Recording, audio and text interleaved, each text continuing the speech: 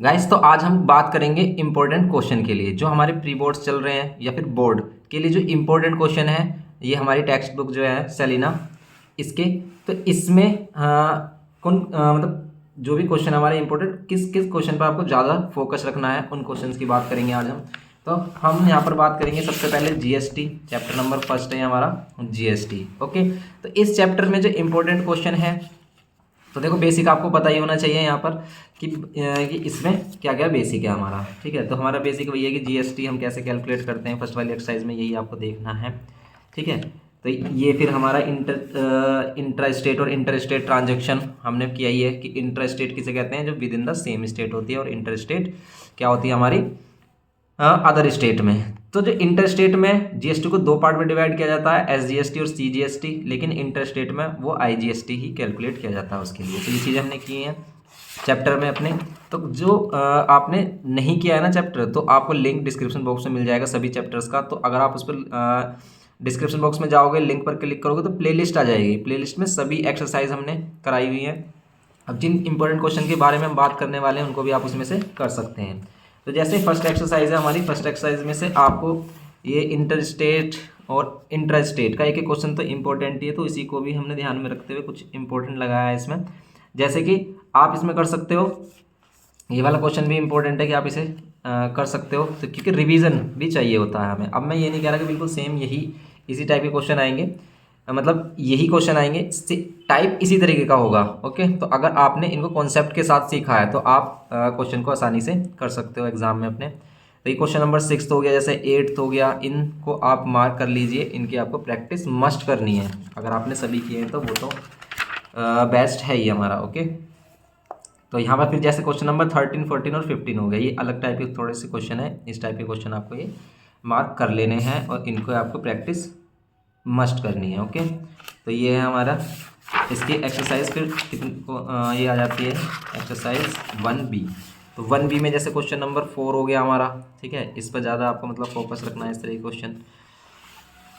और एक क्वेश्चन आप अगर ये वाला कर लेते हो ना 7, तो आपको सभी चीज़ें समझ में आ जाएंगी। 7 फिर जैसे ही क्वेश्चन नंबर 10 हो गया, इसको आप जरूर कर लेना, इन क्वेश्चन को आप जरूर कर लेना, ये आपके लिए काफ़ी इंपॉर्टेंट रहेंगे। ओके, तो फर्स्ट चैप्टर में हमारा इतना ही है। फिर हम बैंकिंग पर चलते हैं। तो बैंकिंग में आपको फॉर्मूला जो है इसका, जो हमने किया था इंटरेस्ट वाला, तो इंटरेस्ट वाला जो फॉर्मूला किया था ये P into N, N plus 1/2 into 12 into R/100, ये वाला फॉर्मूला आपको पता होना चाहिए। इसी पर ही सारे क्वेश्चन बेस्ड हैं। बस इस चैप्टर तो काफ़ी इजी है। ठीक है, अगर आपने अभी तक भी नहीं किया है तो लिंक मिल जाएगा आपको डिस्क्रिप्शन बॉक्स में चैप्टर का, उसको देख सकते हैं। इसमें जैसे क्वेश्चन नंबर जैसे 2 हो गया, ठीक है, इसको मार्क कर लेना आप। ये 4 हो गया, ये सेकंड ये वाला इसका पार्ट हो गया जैसे कि। ओके, फिर यहाँ पर जैसे ये हो गया क्वेश्चन नंबर 9। ठीक है, क्वेश्चन नंबर 9 हो गया, जैसे क्वेश्चन नंबर 11 हो गया, ये इंपॉर्टेंट क्वेश्चन में है हमारे। और जैसे ही क्वेश्चन नंबर 3 हो गया, क्वेश्चन नंबर 5 हो गया, इनकी प्रैक्टिस कर लेना। आप सभी क्वेश्चंस अटैम्प्ट कर पाओगे एग्जाम में अगर आपने इन क्वेश्चन के अच्छे से प्रैक्टिस की है। ओके, यही कॉन्सेप्ट माइंड में रखना है आपको, इसी तरीके के क्वेश्चन आने वाले हैं। शेयर डिविडेंड नहीं आ रहा, तो हम जैसे चैप्टर नंबर 4 पर आ जाते हैं। तो 4 जो चैप्टर है हमारा लीनियर इक्वेशन का जो हमारा है, लीनियर इक्वेशंस में भी आपके सिंपल ही क्वेश्चंस आएंगे कि आपको रिप्रेजेंटेशन आना चाहिए कि आप कैसे रिप्रेजेंटेशन करोगे इनइक्वालिटीज़ का या इक्वेशंस का नंबर लाइन का। ठीक है, सभी नंबर लाइन्स के बारे में नॉलेज हमने बता दी है चैप्टर्स में। जो हमारी वीडियोस है, इस चैप्टर की कंप्लीट वीडियो है। तो न्यू वीडियो भी इसकी, ओल्ड भी एक न्यू वीडियो, तो न्यू वाली देख लेना, उसमें सभी क्वेश्चंस कराए हमने, कोई भी क्वेश्चन स्किप नहीं मिलेगा। ओके, तो इसमें कुछ इंपॉर्टेंट क्वेश्चन भी मार्क किए हैं, उनको भी आप लगा लीजिए। ठीक है, जैसे ये हो गया हमारा 3rd हो गया, इसका 5th हो गया, एंड यहाँ पर ये 2nd, 3rd, एंड ये 9th क्वेश्चन और ये 11th क्वेश्चन। ये कुछ इंपॉर्टेंट क्वेश्चन है जिसको आप कर सकते हैं एग्ज़ाम की प्रिपरेशन के लिए। ओके, फिर क्वेश्चन नंबर फिर ये बी वाला हो गया। ठीक है, ये बी है हमारी बी एक्सरसाइज में नंबर लाइंस।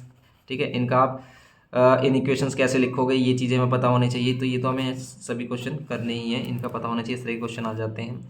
जैसे क्वेश्चन नंबर 7 हो गया, फिर क्वेश्चन नंबर जैसे 14 हो गया हमारा। ओके, क्वेश्चन नंबर 15 हो गया, ये हो गया। फिर आगे चलते हैं हम यहाँ पर क्वेश्चन नंबर 18 पर। तो ये 18 में है हमारा मतलब ये क्वेश्चन नंबर 18 हो गया, जैसे कि हमने मार्क किया हुआ है ये। प्रीवियस ईयर क्वेश्चन तो आप कर लेना, इसी टाइप के क्वेश्चन आ भी जाते हैं हमारे। ओके, क्वेश्चन नंबर 28 को जरूर देखना आप, अलग क्वेश्चन है थोड़ा। ओके, और फिर जैसे ये हमारे सभी मार्क के हुए क्वेश्चन, तो इसी के टाइप में से भी क्वेश्चन आ जाते हैं। जैसे हमने इसमें 34, 36 और 37 लिया है, आप इनको प्रैक्टिस करके जा सकते हैं, काफ़ी हेल्प करेंगे आपको एग्ज़ाम में। ओके, अब चलते हैं नेक्स्ट चैप्टर, अपने चैप्टर नंबर 5 की तरफ। चैप्टर नंबर 5 की तरफ देखेंगे हम क्वाड्रेटिक इक्वेशन को। क्वाड्रेटिक इक्वेशन में आपको क्या क्या है करना है, देखो जो स्टार्टिंग का इसका बेसिक है हमारा, कि वो तो आपको करना ही है, आप देख लेना, इसके लिंक आपको, इसका भी कंप्लीट चैप्टर बनाया है, कि इसकी ओल्ड वीडियो भी उसे मत देखना, आप नई वाली वीडियो प्लेलिस्ट पर आप क्लिक करोगे तो न्यू वीडियो आएगी, आप उसी को ही देखना, डिस्क्रिप्शन बॉक्स में लिंक है। ओके, उसमें ऐसे ये क्वेश्चन हो गए, ये क्वेश्चन तो आते ही आते हैं हमारे, कि भाई वो क्या देगा कि m की वैल्यू फाइंड करो। ठीक है, अगर ये इसका सॉल्यूशन है इस तरह के क्वेश्चन, तो इसमें डायरेक्ट हम ये वाली वैल्यू x की प्लेस पर रख देते हैं, उन्हें सोल्व कर लेते हैं। तो ये वाले क्वेश्चन आपको जरूर आने चाहिए, इनमें से आता है, इसमें से आएगा, या फिर वो इक्वल रूट्स वाले जो क्वेश्चन होते हैं, जैसे ये वाले हमारे, ये जो हम क्वाड्रेटिक फॉर्मूला बेस पर करते हैं, जैसे इसमें p की वैल्यू फाइंड करनी है, कि अगर वो इक्वल रूट्स हैं तो हम b² - 4ac की वैल्यू को 0 के इक्वल रख लेते हैं। ओके, ऐसे ही है हमारा क्वेश्चन नंबर 4 हो गया, मतलब इसमें से तो जरूर एक क्वेश्चन तो आना ही है। तो ये वाले क्वेश्चन तो आपको आने चाहिए, कि जब वो क्या करता है इक्वल रूट्स हैं तो b² - 4ac को 0 के इक्वल रखते हैं, जब वो कहता है कि डिस्टिंक्ट रूट है तो b² - 4ac की वैल्यू को क्या करते हैं हम, ग्रेटर देन 0 रखते हैं। ठीक है, ग्रेटर देन 0 रखते हैं, ग्रेटर देन 0 मतलब इनइक्वालिटीज़ में इसका आंसर आता है हमारा। ओके, इस तरह के क्वेश्चन आ जाते हैं, जो MCQ टाइप बनते हैं वो इसी में ही बन जाते हैं हमारे। फिर करते हैं हम जैसे 5C में अगर वो क्वेश्चन सॉल्यूशन के लिए करता है, तो मिडिल टर्म स्प्लिटिंग हमने कराया है, मिडिल टर्म स्प्लिटिंग पर ही बेस्ड है। इसमें से क्वेश्चन जैसे हमने इंपॉर्टेंट लगाया, जैसे 14 हो गया, इस तरह क्वेश्चन आप कर लेना इसे। ओके, जैसे 12 हो गया, 11 हो गया, इस तरह के क्वेश्चन सिंपल क्वेश्चन आ जाते हैं। टफ क्वेश्चन जैसे 20 क्वेश्चन है तो रियरली केस में आएगा, तो इतना इंपॉर्टेंट नहीं है ये। 21 जरूर कर लेना। इसमें आपको क्या दे रखा है, क्वाड्रेटिक इक्वेशन दे रखी है, मतलब जीरोस दे रखे हैं, इनके सॉल्यूशन दे रखे हैं। सॉल्यूशन को हम क्या कहते हैं, जीरोस कहते हैं। ये इनसे आप क्वाड्रेटिक इक्वेशन कैसे बनाओगे, इसके बारे में भी हमने बताया है, मतलब इसका सॉल्यूशन कराया कंप्लीट, लिंक डिस्क्रिप्शन बॉक्स में है। ओके, यहाँ पर फिर 22 तो इतना इंपॉर्टेंट नहीं है हमारा। नेक्स्ट आगे चलते हैं, हम आगे तरफ आ जाते हैं, तो इसमें भी जो क्वेश्चन है हमारे जो इम्पोर्टेंट है करने लायक, जैसे ये भी 24 भी अच्छा क्वेश्चन है, इसको 23 एक ही टाइप के क्वेश्चन है, इसको कर लेना 30। ठीक है, इस टाइप के क्वेश्चन आ जाते हैं, तो ये काफ़ी इंपॉर्टेंट क्वेश्चन है हमारे। आगे की तरफ चलते हैं, फिर इसमें आगे तो फिर इसमें इतना इंपॉर्टेंट नहीं है, ये कम आते हैं क्वेश्चन, मतलब ये इस टाइप के है ना, कि सिग्निफिकेंट फिगर में आंसर्स निकालो, तो इसमें इतना इंपॉर्टेंट नहीं है, इस क्वेश्चन को देख लेना। आगे की तरफ चलते हैं, फिर इसमें ई एक्सरसाइज आती है, ई एक्सरसाइज भी इतना इंपॉर्टेंट नहीं है। ठीक है, वैसे हमने मार्क किया हुआ क्वेश्चन, ये इस तरीके के क्वेश्चन जो अलग टाइप है, इनको आप देख लेना। ओके, ये फिर आगे की तरफ चलते हैं, जैसे क्वेश्चन नंबर 16, 19, 20 रियरली केस में ये भी देखने को मिल सकते हैं आपको, इस टाइप के मतलब देखने को मिल सकते हैं। एफ वाली एक्सरसाइज इतनी इंपॉर्टेंट नहीं है, इसको आप छोड़ भी दो तो आपको कोई प्रॉब्लम नहीं है। 6 पर आ जाते हैं, चैप्टर नंबर 6 है सोल्विंग प्रॉब्लम। सोल्विंग प्रॉब्लम्स में आप किस टाइप के क्वेश्चंस करोगे, जैसे कि हमने क्वेश्चन मार्क किया 6A में 4th क्वेश्चन है। ठीक है, आप इस क्वेश्चन को मार्क कर लीजिए, 4th क्वेश्चन हो गया जैसे हमारा, स्क्वायर ऑफ कॉन्जुगेटिव, इस तरीके के सिंपल क्वेश्चंस तो आपको पता होने चाहिए, इस तरीके के क्वेश्चन आ जाते हैं डायरेक्ट। ओके, जैसे ये है 6th वाला हो गया, 8th हो गया, एंड ये 15 हो गया। अब जैसे ये है कि 3 positive numbers are in the ratio, इस तरह के क्वेश्चन हो गए। ओके, तो ये क्वेश्चन आपको मार्क कर लेने हैं, ये 6A के हैं। एंड 6B पर चलते हैं अब हम, 6B एक्सरसाइज पर। फिर ये हमारा 7 हो गया, मतलब 3 question, 3rd, 5th, 7th। Okay, इस तरह के क्वेश्चन आप कर लेना इनको, और अगर आपने सभी क्वेश्चन किए हैं तो फिर तो बेस्ट है, बस आपको फिर वो क्वेश्चन करने हैं जो आपको डाउट में आते हैं। ओके, ये 6A में से आप जैसे क्वेश्चन नंबर 4 हो गया, 6th हो गया, 10th हो गया, इसको मार्क कर लीजिए। ओके, आगे चलते हैं हम, फिर इसमें एक्सरसाइज D वगैरह में ये इतने इम्पोर्टेंट क्वेश्चन नहीं है। ओके, अगर आपने किए तो फिर तो अच्छा ही है। अब हम देखते हैं, आगे की तरफ चलते हैं, इसमें क्वेश्चन, इसमें जैसे प्रीवियस ईयर के क्वेश्चन है तो इनको देख लेना आप, जैसे प्रीवियस ईयर के क्वेश्चन दिए हैं तो इस टाइप के क्वेश्चंस को आप देख लेना एक बार फिर भी। ओके, ये हो गया हमारा 6E। ठीक है, 6E थी हमारी। अब हम नेक्स्ट चलते हैं, इसमें next chapter ratio and proportion में। तो रेशियो प्रोपोर्शन काफ़ी सिंपल चैप्टर है, इसके कॉन्सेप्ट फुल वीडियो आपको लिंक डिस्क्रिप्शन बॉक्स में है, बार बार हम बता रहे हैं आपको, तो वो आप उसको भी देख सकते हैं। इसमें जो इम्पोर्टेंट है ये हमारी जैसे 7A एक्सरसाइज है हमारी। 7A में आप क्वेश्चन नंबर 3, 4, 5 ये तो कर लेना आप।